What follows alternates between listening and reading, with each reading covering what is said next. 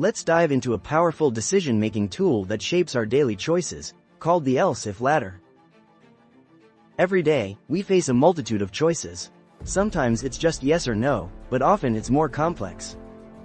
Here's how the else-if ladder works, like climbing down steps to find the best decision.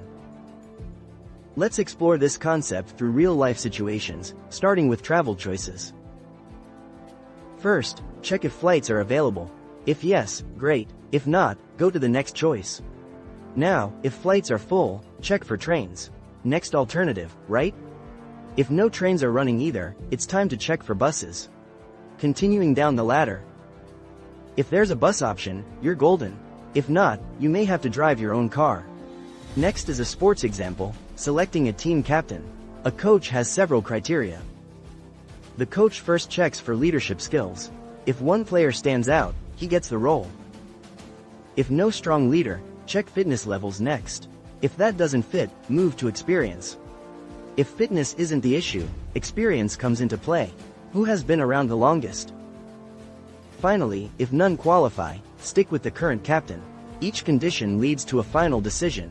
Now, let's head to the mall. You're with friends deciding where to eat. Check if the pizza shop is open first. If yes, pizza it is. If not, let's move on. If the pizza shop is closed, check the burger counter next. Burgers could be a winner. If burgers aren't available, what about ice cream? Sweet endings, right? Finally, if nothing else is open, well, time to go home empty-handed. Next up, let's look at academic decisions with a grading system example. If a student scores 90 or above, that's a distinction. If not, we check the next range.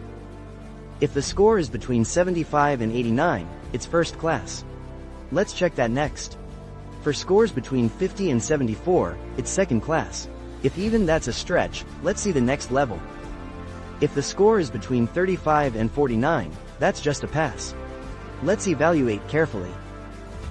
And if none of these apply, well, it's a fail. But don't lose heart, there's always next time. How about one for the weather? It's just a daily decision that we all face. Check if it's raining. If yes, grab that umbrella. Stay dry. If it's too sunny, don't forget those sunglasses. Gotta protect those eyes. Feeling the chill? If it's cold, better wear a jacket. Stay warm, my friend. And if none of these conditions apply, just dress as usual. Simple, right? Let's round things off with traffic signals. A classic example of the else-if ladder. If the light is red, you stop. Simple as that, safety first. If the light turns yellow, slow down. Prepare for what's next. When the light is green, it's your go. Time to move ahead. And if the traffic light isn't working, look around and proceed with caution. So, why does the else-if ladder matter? It brings clarity and order to decision-making. Imagine the chaos without it. The else-if ladder helps filter down to one clear outcome. It avoids mixing actions, providing a path through the noise. That's its true power. In summary, the else-if ladder is a ladder of logical choices.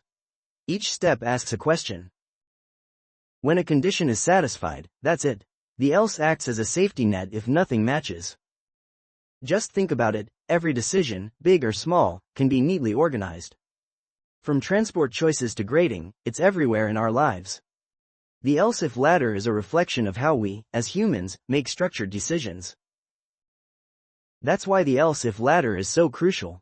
It turns confusion into clarity. So, remember? The else-if ladder is your guide through a myriad of choices.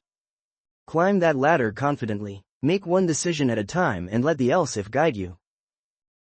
Thanks for joining this journey through the else-if ladder. Stay tuned for more insights.